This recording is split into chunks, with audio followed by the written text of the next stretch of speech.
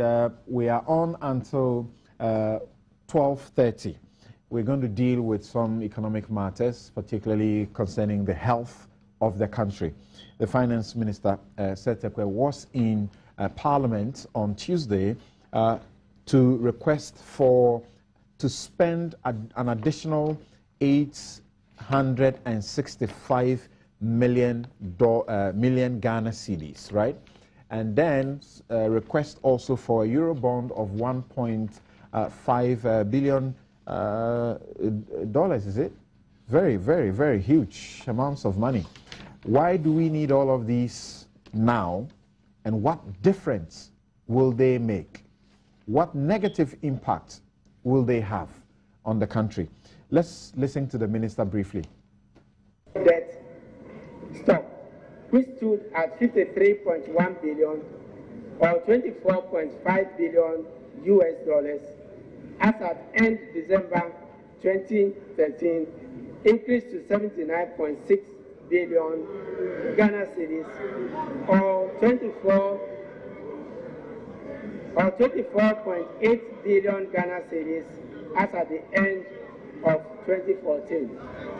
Mr. Speaker, the depreciation effect is obvious as the foreign currency component rose by less than $1 billion US dollars.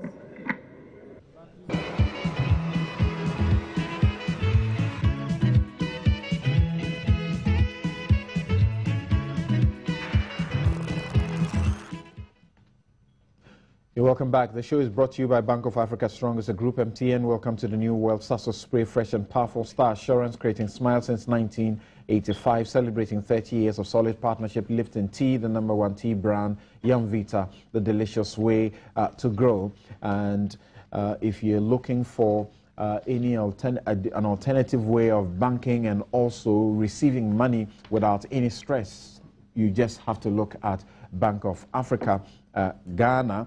Well, you can heave a sigh of relief now because at Bank of Africa Ghana, you can access swift money transfers via Western Union, MoneyGram, and Worry.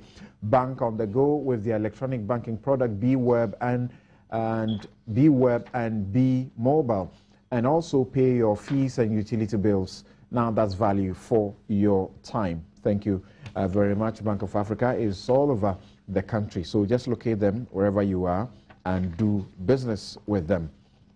Now, as you know, the minister was in Parliament on Tuesday, submitted supplementary budget estimate asking to spend an additional 865.8 million Ghana cedis, and he says this is for what? This is additionally to help prop up the Ghana cedi to prevent it from the continuous fall that it has suffered.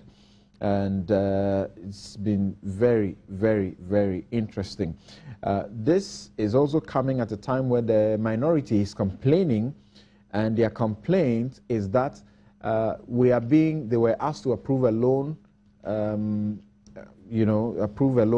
they were saying that over the period this year, they have approved loans of over 600 million cedis, in addition to the fresh 1.5 billion US dollars Eurobond that the minister came to ask for.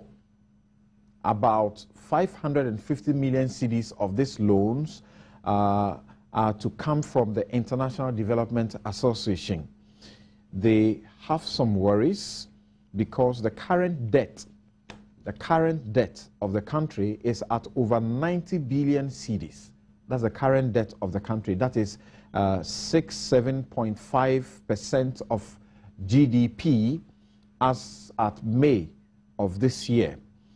The 1.5 billion euro bond that they are asking for, Parliament, like I said, had already approved a 1 billion euro bond this year, and they felt that this was not good enough because that 1 billion euro bond was approved for the purpose that this same 1.5 is being requested for, and that is for liability management and general budgeting. So a lot of issues here. Very, very interesting. The minority feels that for us to have had only 7 years since the NDC took over, 7 years, to have had, what do you call it, to have had the debt from 9.5 billion rising to 90 billion Ghana cedis in 7 years. That should give us a signal that the country is heading for collapse. Mr. Seth Tekper, thank you very much for joining us here in the studio. Yeah, you're welcome. I think you quoted the opposition. I'm not sure that even in fairness to... just hold on. This is just an introduction of you to the studio. I'm sorry, yes. Thank you very much for your time. And Dr. Eric Osei Esibe, senior economist at the University of Ghana, joins us. Thank you very much for joining us. Thank you to Dr. Clement Park. He just left us. Thank you very much. So you wanted to make a correction of something, or yes, and I'm sorry for that. That's okay. That's okay. The point, I don't even think that it reflects, some of the contribution on the floor of the House. In fairness to the opposition, the 1.5 billion in relation to the 1 billion, we were replacing the 1 billion with 1.5 billion. So you were asking for an addition. And the additional 500 billion is what you call the liability management. Right. I think the important point to note is that the substantial part of that liability management, perhaps the whole amount, if markets are favorable, will be refinancing the bond that was issued in 2007, which matures in 2017. Recall that we took off 250 million when we issued the 750 euro bond in 2013. So 1/3 of that amount was actually used to refinance the 2007 bond. If we use 500 to take off the remaining 500, we would have used 1/3 to refinance that same bond. Why are we doing that? People want to understand the rationale and the principle behind borrowing to pay our debts. No, let me just explain. The point I'm making is, I'll explain. Why are we doing that? When we took the first bond in 2007, there was no plan to pay it down. And so by 2017, 2 years' time, we would be faced with the prospects for, coughing up 750 million. So when you replace a debt with a debt, it does not necessarily increase your debt. However, we are saying that this is not the way to go for the economy. And therefore, we are proposing solutions. We are solution-oriented. We are saying that the Parliament itself just approved a change in the Petroleum Revenue Management Act to establish a sinking fund, as some countries do, so that over the next 10 to 15 years, because we have refinanced our bonds now and issued new ones to 2023, 24 through 2026, including this new one, we will be paying the loan down annually and not wait for 10 years. This is one of the solutions that we are proposing. So I heard in the last segment that the government is not committed to making changes. We are, and there are several changes that we are proposing. Another one is the Ghana Infrastructure Fund, which we established. It's called Sovereign Wealth Fund elsewhere. The idea behind that is that a lot of the debts we are talking about today went into building commercial projects. 3 examples. The Bui Dam is an example. The gas processing plant is an example. The Pond water expansion is an example. You would agree with me that me and you pay water and utility bills. Why shouldn't these projects pay for the loan? It is only when the project does not pay for the loan and the taxpayer has to pay for it that it adds to the public debt. If the entities that are charged with responsibility for these projects, Ghana Gas, VRA, for thermal, Ghana Water, make provision to pay down these facilities, just as we paid for the Kosomo Dam, through the Kosomo Dam, Tema Harbor, through Tema Harbor, the taxpayer will not be called upon. Our debt ratio will not be, because they will be on the balance sheet of those state-owned enterprises if they were viable. So we are saying that going forward, and since we have also become a lower middle income country, let us put the Ghana Infrastructure Fund project to finance commercial projects, so that these entities will go to the infrastructure fund and justify and pay and bring back that discipline. We are, since particularly we got, the HIPIC dispensation, because we had borrowing space, we had lost that discipline. And so again, we are solution oriented. When do we borrow to increase debt, as you ask, or otherwise? Let me use a sovereign bond as an example. I gave one example already. So 500 million of the 1.5 billion is going to take off all or part of the bond that we issued, for which we lacked a plan to pay down. Secondly, when we do our budget, for example, let me use again Ghana Gas. We took a loan of equivalent, let's take it at a loan, we took a loan of $1 billion. Sorry, we took a loan of 850 to develop that infrastructure. The total project is $1 billion. There's a difference of 150 million. Now the loan that we took from CDB for the 850 million for the gas pipeline, the plants and the infrastructure, and other surveillance equipment is for 10 years.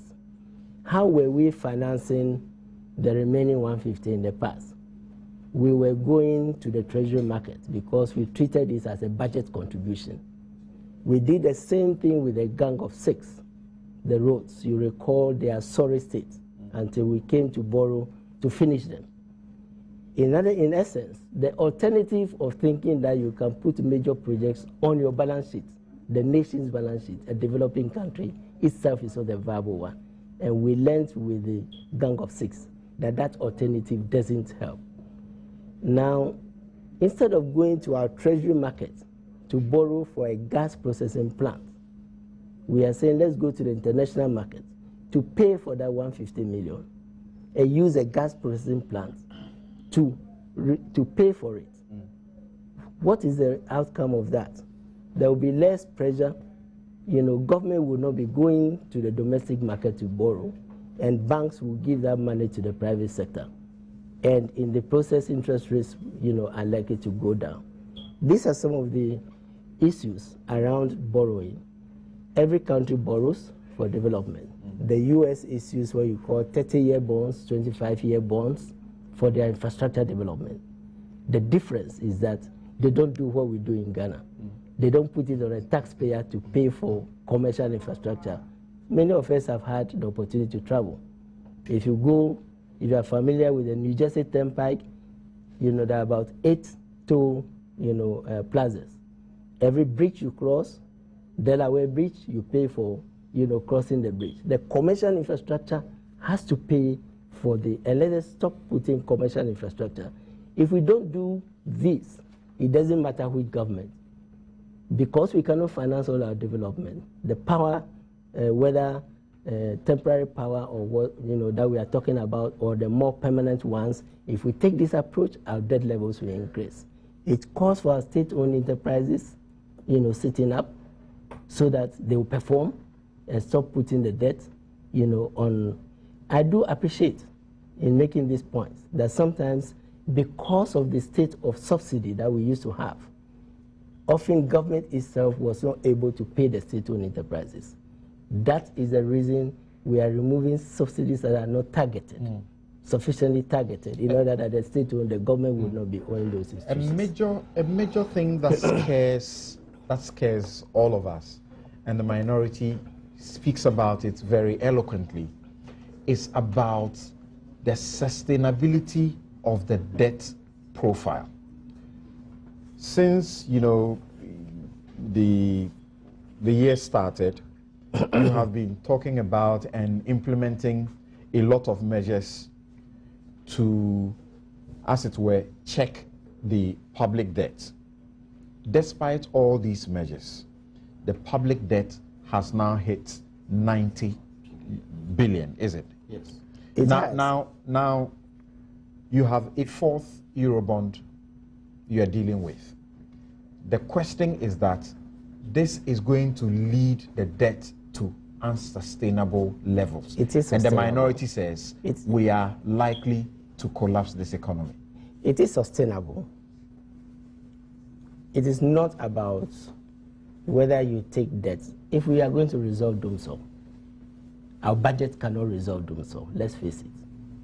If we are going to bring Sankofa on stream to resolve the gap, there's a big gap between demand and supply for power, which has nothing to do with the temporary shortfall as a result of the disruption in the gas supply. The truth is, as the economy increased, demand for power increased. The solution is Sankofa. The solution is bring in compact 2 power. Our budget cannot support it. The point I'm making is you have to change course. You have to devise new strategies. And I'm saying to enable us bring Sankofa on stream, one of the guarantees that was debated is the World Bank guarantee. First of its kind, apart from West Africa gas processing plant, in sub-Saharan Africa, other than South Africa, other countries have used that mechanism. I am saying going forward, if we bring Sankofa on stream to resolve our DUMSO problems and to start exporting power, that's the potential, and we do not collect electricity bills properly to pay for Sankofa, it will come back to government to pay for that facility. That is when it becomes government debt. Remember, we built Akosomo Dam. Remember, we built Mahabo, the motorway and all these projects without much concern about public debt. The difference was that the government and the taxpayer was paying for schools, hospitals, whilst VRA was paying for the dam. VRA paid for that dam. Ports and Harbours Authority paid for that dam. And to date, we are making progress, because let me assure you that the improvements that are being made at KIA today, Kotoka International Airport, are devoid of government guarantee, because banks have come to believe that Ghana Airport Company has a plan for developing the terminal and using it mortgage style to pay for the facility. There are airlines which are outside. So I'm saying that it is about changing course. It is about strategy. It's about changing. And that is why I am not personally, or His Excellency, going to stop talking about the need for a transformation. We have become a lower middle income country. Now, Mr. That's another point we can discuss. Mr. Emmanuel, obviously the minority's position is this, that you have since the year, like I asked him earlier, outlined measures that you're using to arrest, the public debt. Yes. We don't seem to have seen results. Because they are long term. And because of that, we have hit 90 billion. And we are heading to the point of 100, which we are told, Baumia, echoes. That is terrible. Even when we got to the 70, we're told that that's unheard of. He says these are long term. There is faith in the sinking fund. But you say we are heading to Greece. Why are you getting everybody to panic? Before that, let me correct an impression. My colleague keeps on talking about borrowing 2007 Eurobond without plans to pay. What is more than sitting down as a finance minister, finding oil, planning to pay debts with inflows from oil? So when he talks about we didn't have a plan to pay, I just don't understand him. What had we planned before you inherited us? You're saying it's not fact? What fact is it? We knew we had oil. We were going to lift oil in 2011. No, answer me. So that was your plan? That yes. you lift oil to use that to pay? Exactly. I see. Simple as that. Ask him, if he came to meet what we are planning to use the oil revenues for, this were due 2017. We're lifting oil in 2011. So you sit here and tell us. And is that documented? You don't need to document your influence that are So he's right. How do we do it? So if you didn't I'm asking document it, what else have we planned to use the oil money for? Did you also document that? We're going to China to borrow 3 billion. You come in and waste the oil funds, mortgage them to other loans, And then come and tell us that we didn't have plans to pay our debts when we have borrowed 750. That can never be correct, and I will never accept that. Okay. Now, when he was finishing, he was talking about if we don't work such that the commercial facilities we are creating pay for themselves. He keeps on saying that. When in this country have we worked for commercial loans we have taken to pay for themselves? I just said the VRA one is never correct. Go to VRA and look at their balance sheet. During HIPIC, when we got debt reliefs, we applied some of these debt reliefs to bail out VRA. You sit here and tell us that VRA has worked out to pay for the Akosombo Dam. That is never correct. Do I hear you say because you didn't or couldn't do it, it cannot be done? Not what a matter of you did or couldn't do it. It cannot be done. You see, when you become pessimist, right, it will depend on the actions of whatever is happening. We started talking about managing our liability. Since when now? You came and inherited a very huge fiscal space, and you thought you were in heaven, so you could borrow as much as you can.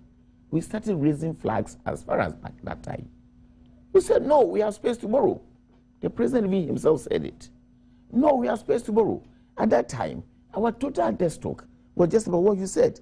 9.5. I was even computing 9.1 at the time. 7 years on, 9.5 billion Ghana cedi. That was what our debt stock was when you inherited. Then you said you had space to borrow. Look at our GDP, right? Our debt stock to GDP at the time was about 35%. So you started borrowing. And you have borrowed up to 90 billion. We are heading towards the 100 billion mark, so in CG terms. You are still borrowing. And then you tell us that we are borrowing to refinance. We are doing debt management, liability management. Right? You are doing smart borrowing. These are the terms Seth uses. He likes them quite often. Meanwhile, we are not seeing any results. After all these things that you have been talking about for the past 3 or 4 years, these are yielding any good results. We wouldn't be moving upwards. We wouldn't be moving upwards. And the danger of it is the fact that the economy that should work actively to pay back some of these facilities, it's like a vehicle that is losing grip. Slow down in growth. We grew this economy when we're getting close to middle income country to 8.4% annual growth. Today, do you know where we are? He's anticipating 3.5% growth this year, 2015. Last year it was 4%. So consistent over the 7 years, we have been declining. Our growth rate, the speed with which we were growing our economy, has reduced tremendously. So when you are borrowing and your growth rate is going that bad, and you tell me that you can't see imminent danger ahead of you, I will be surprised. This is where the basis of our pessimism. Doc, look at the point he's raising.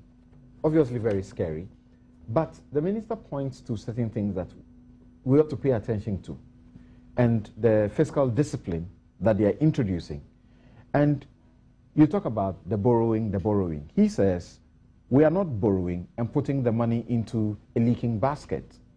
Of course, there are tangible things that you will see. He points you to buoy, he points you to the gas processing plant, he points you to pond water, project and so on and so forth, and talks about the fact that these are long-term. What difference does that make to the argument put up by the minority? Well, thank you very much for the opportunity. I think that, as the Honorable Minister said, borrowing is not bad. I mean, for any economy. I mean, US borrows, Japan borrows, every economy borrows. And so once you anticipate a revenue inflow in the future, you can bring your consumption forward, so that you can use future savings to pay. And so you'll be able to carry out important capital expenditures that would also drive growth of the economy, and so that you can be able to pay.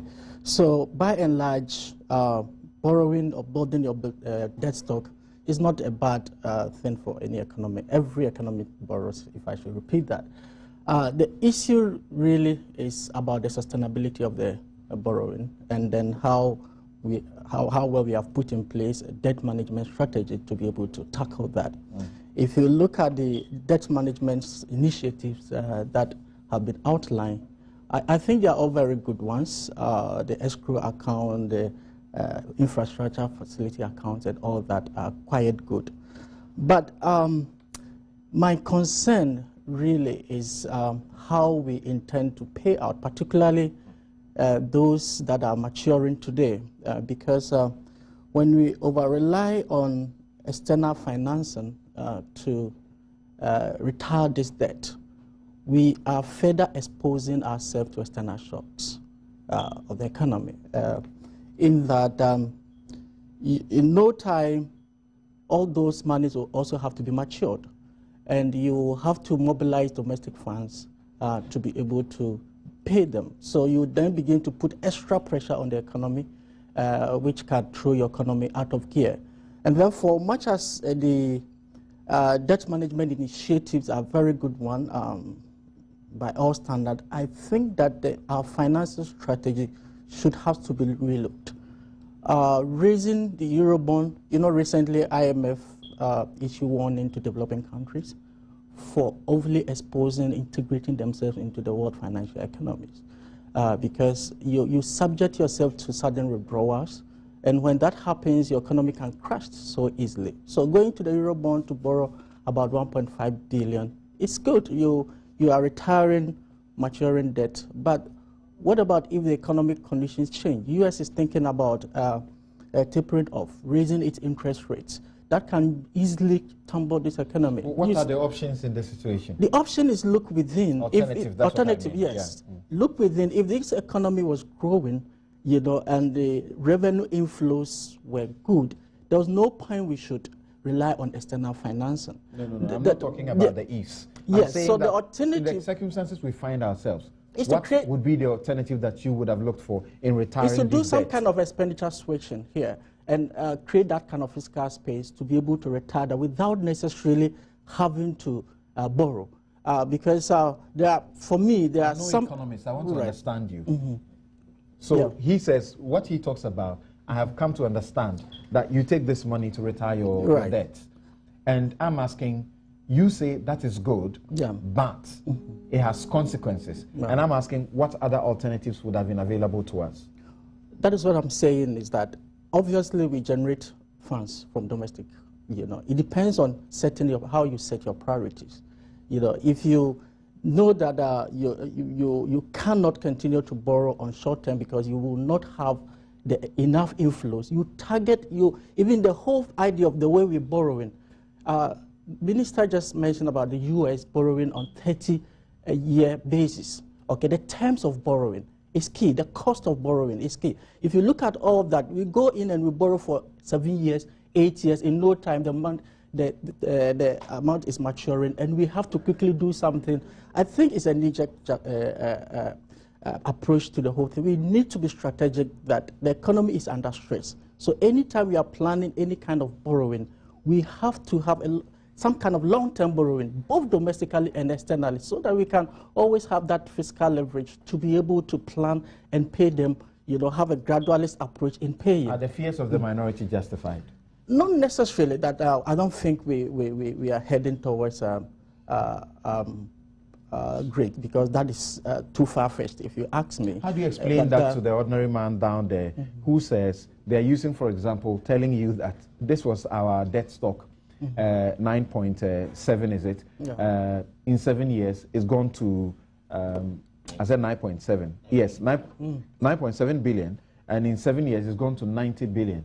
Yes, obviously that is a worrying development, honestly. I mean, within a space of 6-7 years, if you can quadruple, your debt stock to that amount, is worrying. But of course, it also depends on yes, it's cities. In cities, sorry. Yes.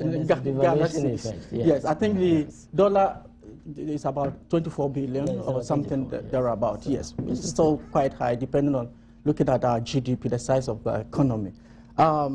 The issue is, recently China turned down some loan facility that we went, and the kind of reasons that we're advancing were that they think that where we are channeling the money to were not self-financing enough, were not lucrative enough to repay. Our policy. Yeah. So it's exactly the case. Where has all this money gone to?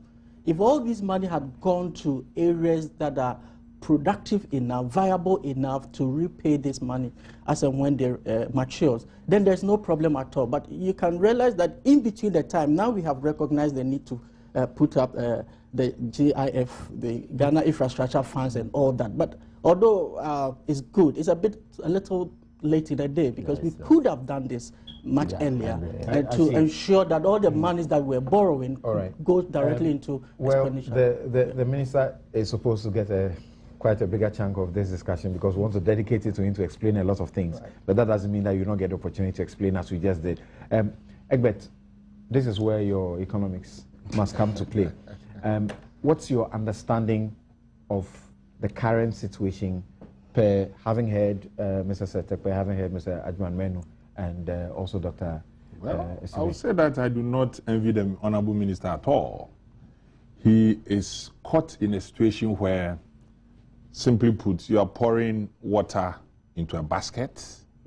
You are trying very hard to ensure that the bucket does not leak. That is what is happening. Look, as we speak, I think that the minister should speak to this matter. Why should, for instance, 91 newly qualified doctors working for the government of Ghana not be paid their salaries? For how long? They are around. They are around this studio as we speak. I'm sure that they will interface with the minister for him to explain all these figures and all the rest. You met them? I've met some of them, yes. Very well. Okay. Now you see, we are talking about a government from Kwame Nkrumah to the Kufuor administration. This is the only government that has come and met commercial oil production. So why should we be where we are? What is it that Ghana... And this government is the only government that has... is tumbling. Pardon me? Sorry. This government is the only government that has collected the most taxes. As in, improvements in the tax collection regime. Tax volumes have gone up. Yet we are not... So what is it with the economic management of this nation? That is it profligate expenditure? Is it lack of the appropriate management skills to manage? Is it that the population is... You see, this is no voodoo. For me. Just hold on briefly. This may be, a bit off tangent, but like he said, what is the problem? There are those who say the problem is you. No. Well, okay. I mean, that's your opinion. But let me put this in context. In 2012, there were huge overruns. We identified them in the 2013 budget, and we said we were going to tackle them. This is the table. I'm not going to read through everything. Give you two examples. Wages. We had 1.9 billion Ghana cedis overrun in wages alone. Arrears constituted 800 million. The salary overrun as a result of the single spine was 1 billion.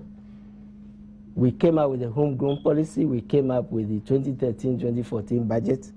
By 2014, we had reduced the wage arrears to 6 million from 800 million. And we had reduced the overrun in the budget from 1 billion to 230 million.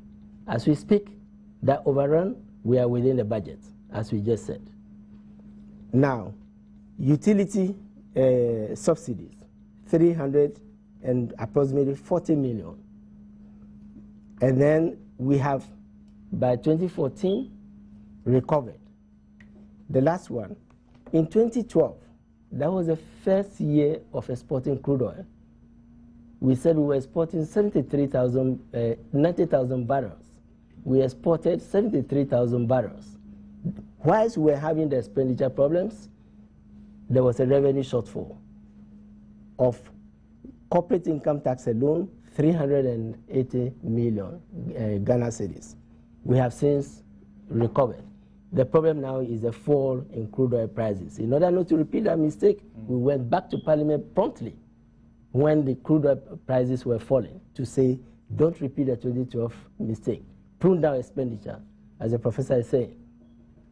I was accused back then of doing something illegal. And I said it was fiscally prudent for me to do that. Oil prices have not recovered. If we had lived in that paradise of thinking that oil prices would recover, we would have had a bigger problem. Today we are we are nowhere near Greece. Coincidentally, let me assure Ghanaians, the day that Greece was announcing the referendum was the day the IMF here in Ghana was saying that our program was on course. The same IMF that was removing the rug under Greece, that same day was saying that our program was on course. So I don't think we should exaggerate and say this is the extent to which we are nowhere near. Now, if we have made this progress, why didn't the deficit in particular go down? It's a setbacks. In the course of doing this in 2013, even in 2012, you recall during the elections, that was when the gas pipeline was ruptured. 2.5 years, there was no gas supply. We had to depend on light crude, which, affected the economy. Power, that's the source of doomsday.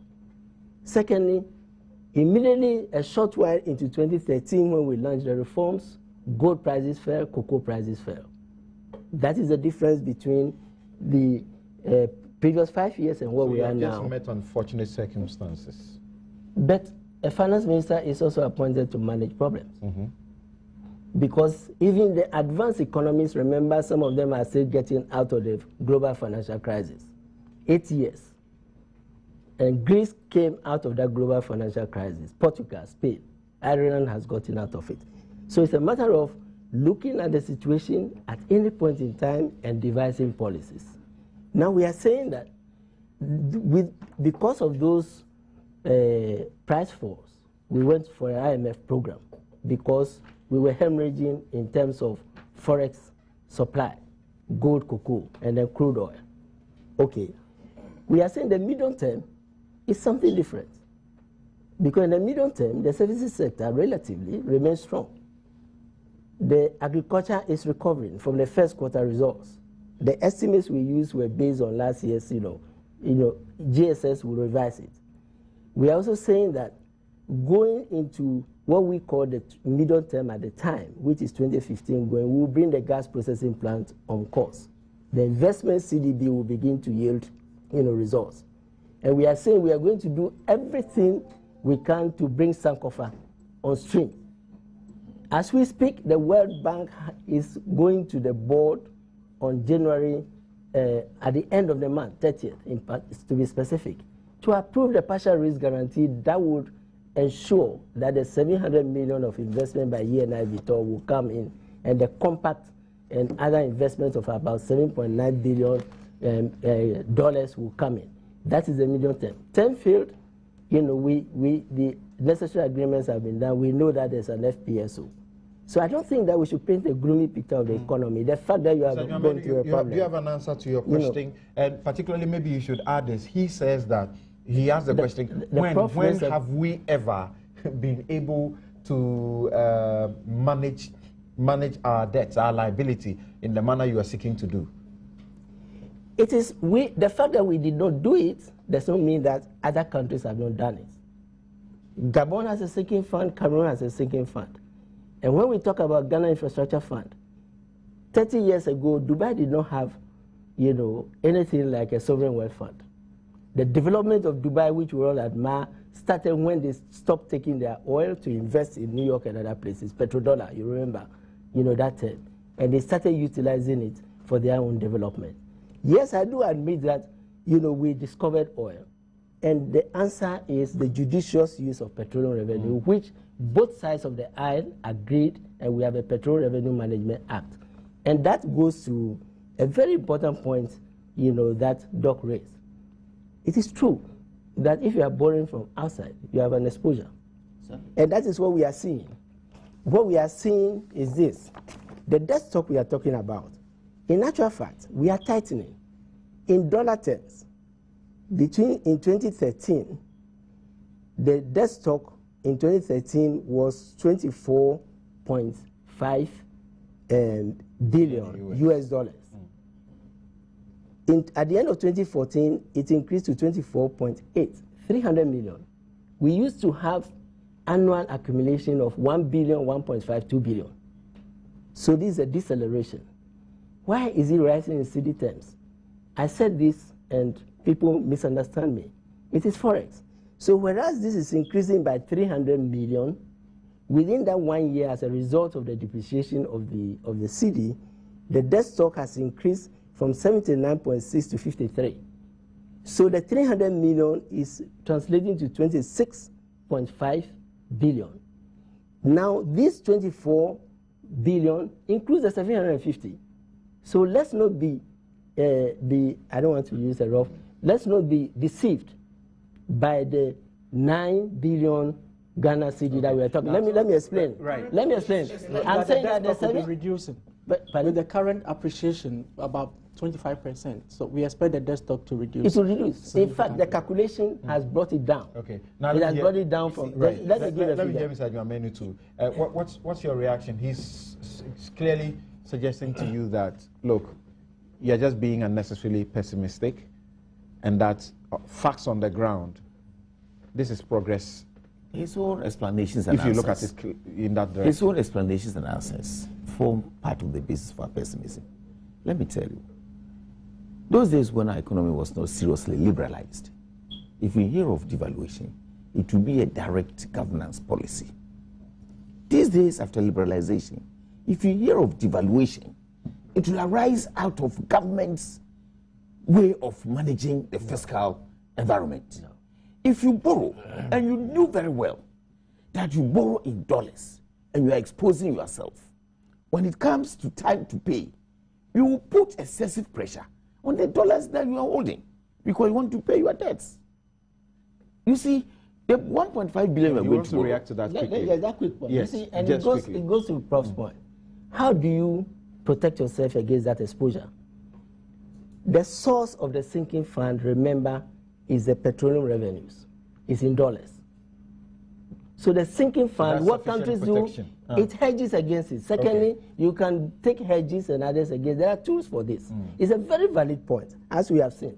So you can hedge against those things. Of course, at the time you are not using the dollars, it remains Bank of Ghana reserves. Okay, thank you. That was supposed to be very quick. These are some of the challenges. You are There borrowing are money to solutions. put into sinking There are fund. solutions. You don't have money. No, You we're are not borrowing. borrowing. We're And not then you are borrowing. creating a fund.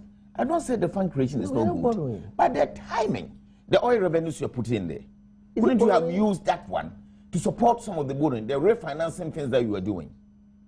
But No, you but said I'm the oil revenues have already been mortgaged. That is the Chinese thing we couldn't access. No. Listen very well. No. How did we mortgage the oil revenues? When he came, we haven't lifted a single dollar. We hadn't had gone ahead to mortgage to any facility. With the loans that we took, the 750 million euro, right, hasn't come to maturity. It will mature 2017. He's planning to go to pay. Oil revenues, we haven't touched them, we haven't done anything with them. He No, knows. let me explain. Let me explain.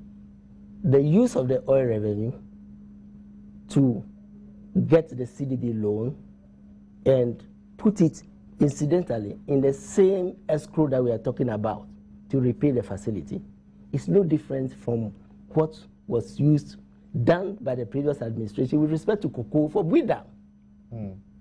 You know, they established an escrow using cocoa. What is the difference between cocoa, you know, and oil? We are saying that, and let me clear another misimpression. We are not borrowing to establish a sinking fund. We are saying that when we put a cap, and Parliament incidentally approved that, the honourable member was there, when we put a cap on the stabilization fund, the Petroleum Revenue Management Law says that you can use the excess for only two purposes. The first one you can use to establish the contingency fund, which is the subject of debate now, which we established with the 50 million Ghana cedis. The second you can use for debt management. So you are not allowed to spend it. Which So are we now are taking saying 40 that million. so we are now saying that let us look at those flows over the life of some of our assets, our loans, like the bond, and put it aside to amortize them. This is what we do with the other loans. Why can't we do it for, you know, for the sovereign bonds that we issue? So what we are talking about is solution oriented, and I already cited countries that adopt this approach. You see, let me hear a quick reaction from Doc. Yes, Doc, let me hear. You're already itching to say something. I don't have any question for you. Go ahead. Yes. It's interesting the debt portfolio that we have now. As Albert said, that he doesn't actually the finance envy the finance minister, because if the finance minister looked within, already the interest rate within the country is very high, and therefore the finance minister cannot also continue to borrow domestically, and also continue also to borrow externally. So it's a two-sort kind of situation that we find ourselves in as a country. But we have to be, all of that boils down to how we manage our expenditures. You know, the value for money that we have. I mean, the little that we receive, even how we are utilizing that is very important, and we need to really set our priorities right in these difficult times that we are having. We can push certain expenditures back if they are not present. You know, if the expenditures are not present and can wait, so that in the near future, when we come out of this, you know, crisis, we can then begin to look at those expenditures. So expenditures that are largely driven by politics and others could be put on hold and look at how do we ensure that. What are some of these expenditures that you are referring to? Well, a lot of them. Mr. Jumain, help us. What are some of these expenditures? We actually implemented some of them. What are some of these expenditures that could be cut, that you say, he says, politically driven? What are some of them? You said a lot of them. A lot of them. Yes, like what? Gender issues. The problems we had, we haven't resolved them. We have metamorphosed gender into what they call YA, and we are pushing monies there again. SADA, the problems we had, we haven't resolved them. Some of them could have been recovered. Some of them could have been recovered. We are not talking about them. We are moving ahead and borrowing to do some other things. Some of the trips. Some of the trips. You wanted to mention the trips? Oh, no. Okay. Some of the trips. And you know, don't come back with anything. Kufo went to Japan and brought Cape Coast Road. He was criticized for traveling too much. He went to England and brought, maternal care, free, 45 million pounds. He said he was traveling too much. He went to Nigeria and brought 90-day supplies credit for oil. They said he was traveling too much. What does President Mahama bring when he travels? Not a single thing we can easily take out. You're serious about that? CDB. No. He witnessed the signing of the CDB loan. No, CDB loan. He witnessed, I signed, he was there for the final negotiations. CDB loan was announced by President Mills. But he was the vice president. What is the point? What is the point? And he was the chairman. No, I'm not taking anything. He was the chairman of President Mills' economic management team. But but is it not the more reason to travel and to look for money when things are hard? Is that not really the reason? Forum in London. No. And what did he bring? That's what I'm saying. Yes. If I can just make a Yes. You see, but Mr. Tekper, wait to answer that question about how much you are cutting on expenditure. School sandals. Because a lot of analysts think that you are not cutting enough. Yes. You see, when the finance minister was talking, I mean, at a point, I felt so low. You know why? He said, because of certain things, occurrences, gold price, cocoa price, oil went down. How can we, as a people, as a government, delude ourselves into thinking that we will fix our economic challenges when we are consistently, ask any JSS child, ask any SS child about the causes of economic woes of this country. From the days we were in school, they always talk about foreign exchange imbalances. They will talk about gold price, cocoa, oil. I would have expected that the Honorable Minister will be talking about industry and value addition, import substitution, and all those things. But here he says that one of the duties of the finance minister is to manage challenges. Yes, we know. But if 90% of your duties are restricted to managing challenges rather than taking far-reaching policies. You're not saying you haven't heard him talk about initiatives. I have not said that. He hasn't said that. Yes. But this line is becoming because when you take his budget so boring. Let's hear our finance minister talk about I just said about industry, 5 initiatives. manufacturing, value addition, and all those things. We don't hear those things. And so let me tell you, 5 years down the line, if this government is still in power, we will still have a finance minister who will come and talk about gold, cocoa, oil prices going down. What are we doing to ourselves? Okay, the question about you not cutting down that much when it comes to government expenditure. That's what some analysts think. That you claim that is what you're doing, but they are not seeing much. No, but that is exactly what we did in going to Parliament in March to cut down the expenditure. When that's precisely what we did. You know, with what I'm showing to you here, reduction. These are all expenditures. That's what you may not like the example he gave. You may not like the example he gave, but he refers you to the fact that we have collapsed SADA. Immediately we have resurrected SADA through JIDA. JIDA. We have collapsed JIDA, resurrected it through the YEA, and we are pumping money there again. If I may, you pose a specific question. In fact, and in answer to Ebed, there are. Even sitting here, I don't talk about just the problems. Sitting here, we've discussed 5 or so initiatives already, from sinking fund to infrastructure fund to EXIM, you know, which we are going to be proposing, and all those. I don't know sufficient initiatives. What's happening to industry? Manufacturing. We have said, of course, we have said that, you know, there are programs. First of all, from EXIM, we are saying that you can set up any amount of industries. If they are not export-oriented, you would continue to face the competition. As we speak as a country, China EXIM, US EXIM, Korea EXIM, all the EXIMs are targeting Ghana under the pretext of giving us a loan.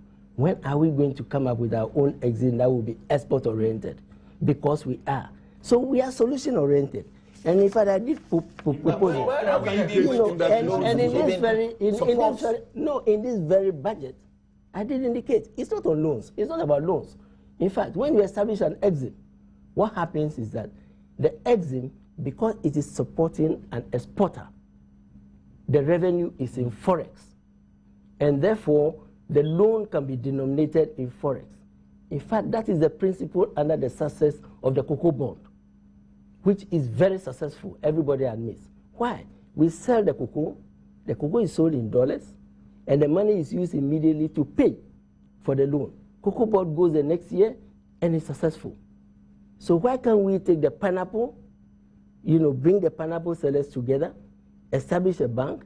When they export, you give them a loan, they export, you take a portion of that export. Excuse me. All the funds. Yes. That was the basis of ED. But the law came under the proposal. Please, when we present, I think sometimes it's important to be patient to read what we are proposing. The EXIM source of financing is EDIF. The source of why? Because we are saying EDIF is useful, but it's not structured. So you want to see how other countries have structured successfully, you know, from some of the developing countries and now emerging countries that I'm talking about. So as I was illustrating, so you establish an EXIM which takes, gives a loan in dollars, is able to, the repayment is in dollars from exports, and therefore it expands. It's able to access the international market. You know, as the doc said, that is one way of not depending excessively on only the domestic market and pushing up interest rates. The 865 million Ghana cedis that you are asking to spend additionally, you say that will focus on pipeline. It's a net of 1.5. Okay. It's net of the 1.5 billion. Okay. Because you say it will focus on projects, and MDAs, MMDAs are not to incur unauthorized expenditures beyond their budgets and budget allotments. The thing is that the analysts don't just see this as rhetoric. They just see this as rhetoric because it's not new. It's not. Let me tell you why it's not. As we speak today, we know every contract that every ministry, department, or agency which are on the budget has awarded. Why? Because we established what we call the contract database. As we speak today, and the Honorable Member will bear me out, under the GIFMIS, we now do it electronically, and the warrant is no longer manual. The warrant is actually electronic. And the estimates that Parliament approved are in the system. And you can verify from the agencies. If you put in a warrant for 20, when your estimate limit is 15, it will kick it out. So we are implementing measures. And that is how we are able to bring down these, itemize and bring down these issues. So I think that, again, we should not be pessimistic with respect to some of the things that we are doing. They are working. There used to be a time when every teacher was complaining, every worker, about I have not got my pay slip. Today, the pay slips are checked here if you have a code. Oh, I see. Yes. In fact, we have stopped issuing, pay In fact, slips. there's some teacher who is asking when you are going to lift the embargo on recruitment of teachers. There's no embargo on recruitment of teachers. There's not? No. There's a net freeze with the exception of teachers and health workers. And if I may address embargo, and let me explain. This is just semantic, right? It's not semantic. Smart. It's not. It's not semantic. It's saying that there's a right size. Just as there's a right size, I think we can bring it home. Just as there's a right size for multimedia. Multimedia is popular. I'm sure many journalists would like to come and work with multimedia. But you are not bringing them in to just sit down and not do anything. Because your human resource department has said, this is what we need. We need only one presenter. We don't need 3. Similarly, we are putting an HRMI system which broke down for the civil service. So we're saying that there is a right size for the public service. When somebody exits in terms of retirement, or in terms of resignation, you replace. That's with the net freeze. That's the concept of net freeze. Okay. But we say that we also recognize that education and health are important as far as social intervention is concerned. Right. And therefore, you make an exception. They also observe the net freeze by replacing retiring and resigning teachers, but you make room for the new schools and others that you are building. The problem we have... You emphasize education and health. And that brings to mind these 91 junior doctors who have not been paid for 11 good months. Who are about to get married. For 11 good months. You say you've met some of them. I don't want to be. This problem has been in existence for over 30 years. So I don't think any government in that period can absorb itself. What are we doing? Excuse me. Let me buy this one. Please, I read when the Honorable Ban Redu went into the input to see. Let's see the solution. Now we did an audit, 2 audits, KPMG.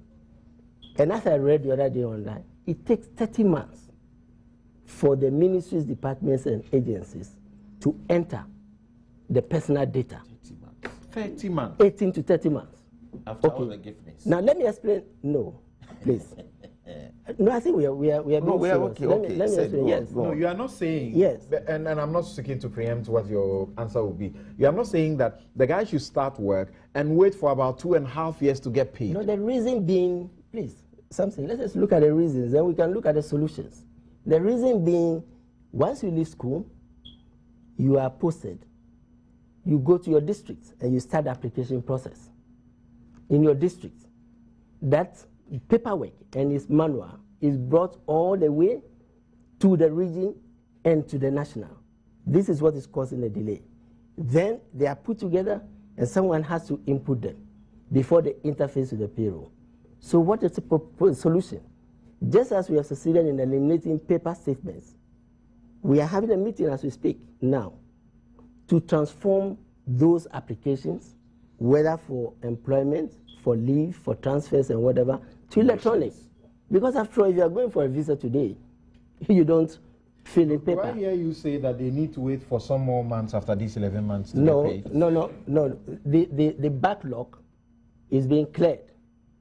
Now, for the teachers and health workers who are going, to be posted before the next academic year, when they get in, the solution is to pay them salaries in advance, so that at least every month you are having something in advance until you are processed, right?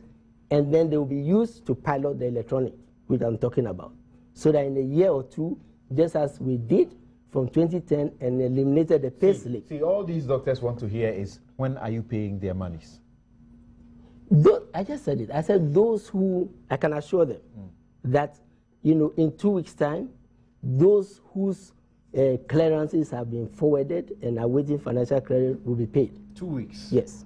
So there's no need for them going to the Controller General to how do excuse me. How do you give a salary advance when you don't have particulars of the teacher? But and that is the working.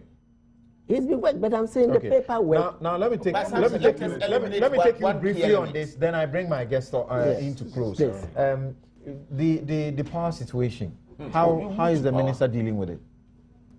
Well, you have the money. You control the purse. How are you dealing with it? The way we support the power situation is through establishment of letters of credit, through the various guarantees, because the state-owned enterprises are unable to borrow on their balance sheet as we speak, which is part of the transformation that we are. So that is our part. So, for example, for the budgets, and many of these have been through Parliament. You know, they were listed, and then I also mentioned in the medium to long term, our support, for example, is the partial risk guarantee, which the World Bank is giving to bring the ENI VTOL, which documents were approved by Parliament yesterday, and we are going to sign. So we can know that, you know, the ENI VTOL agreements will be signed. That is our role on the financial side. Interesting. Yes. Mr. Emmanuel. I wanted to eliminate a key thing in the young students, doctors' pay. What the finance minister want to tell us that there is cash in there, but what is left are the process in the systems. Yes, it's a processing. Because so you think there's cash there? Then we are being very wicked. You approve the budget, please. So if there is cash, let me systems. No, let me show you. Then we are being wicked to them.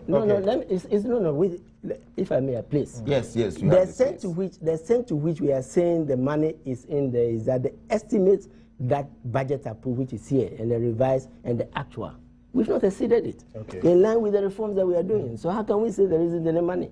So then if it's only paperwork that should give them money for 11 good months. Tell me something. Because the impression is that there is no money in your kitty. Can we comment on whether the solution will work? More substantially, briefly, tell me, Mr. Emmanuel, how do we avoid what you predict, the Greece syndrome? How do we avoid it? I think Dr. Osei just give us the headlines. He mentioned it. Expenditure switching. And we started talking about several of them, right? There are certain things we can push forward and do other things today with our cash, right? So far as we continue to want to think that we can change Ghana to the face of London tomorrow morning, we will continue to be in this situation and we'll push ourselves even further, deeper into the challenges that we have. There is no country on earth that has money unlimited. There is capacity to do up to a certain point and leave what we cannot do. Do you know what? Our problem is that we are fighting too much into several things. You are crying about a situation and say they are plunging us into this particular problem. And yet you are approving all the loans, you are approving everything that's been requested. Look, yesterday there was something in the chamber. I was very angry. I couldn't even get space to speak there. We voted it through. Listen very well. You come and tell us that we're going to take 14 million from contingency fund. Listen very well. Do you know how they identify the expenditures? Fire-related expenditures, flood-related expenditures, waste management-related expenditures. What do you mean by these? We didn't even get space on the floor to explore what specifically are these, with the exception of those on the finance committee who may have been privileged at the committee level to have had some explanations. They would have approved it before the question I was going to ask said, my colleague here was that, if you tell me waste-related expenditures, how can an auditor come in there to audit the expenditures? Because it is too broad. You wouldn't know how you can even classify irregularity. His area of a comment on the expenditure switching, please. Remember the theme of our 2014 budget, realigning the budget. That is expenditure switching. Okay, thank you for that comment. Yes, Doc, your final comment? Well, my final comment is that the government has to focus on the key drivers of this economy. It's very important. For me, the nerve center for any economy is the infrastructure. If you have huge infrastructure deficit, you don't intend to grow the economy as you anticipate. Because currently, this energy situation, I think it has to be put on a more urgent radar.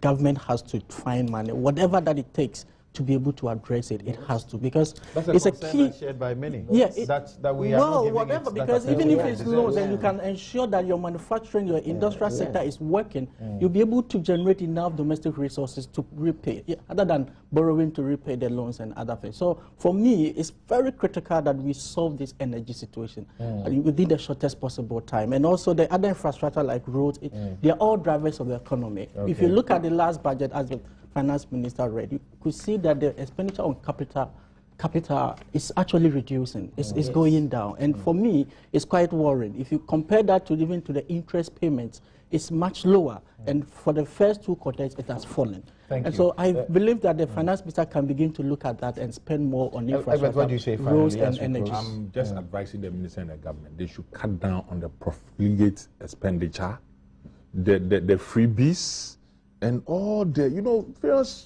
we are going to an election year. I'm afraid that, again, government will overrun its expenditure. And 2017 will be worse off than even as we are now. I see. I've got just a minute. I still am interested. The exchange rate. We've done quite a bit in the last few weeks, but suddenly it doesn't appear that the CD is gaining the strength that we expect it to gain. What band are you expecting? 3.50. What are you expecting? How is that going to affect everything else? I think what Bank of Ghana, announced, and let me also draw attention to the fact that we do not take only a short-term view of the exchange rate. When we presented, we outlined measures including how to boost exports in order that we stop all of us relying on just the cocoa farmer, and the miner. We have outlined measures like the Eximba. We have said that we'll collaborate with, Mr. Seth, thank you very much. He's the Minister for Finance. Also, thank you very much, Mr. Kweku Ajiman Menu, who is also the chairman of the Public Accounts Committee. Both of them are members of Parliament as well. Egbert Fable Jr. He's not, sorry. Egbert Fable Jr. is a legal practitioner. Dr. Eric Osei Esibe, a senior economist at the University of Ghana, Legon, Economics Department. Also, earlier you had Dr. Clement Apaku, who's a presidential staffer, joining us on the show. My outfit, as always, is paid for by Latida, or is made by Latida. Thank you very much for joining us on this show and for the extended edition. Have a good afternoon.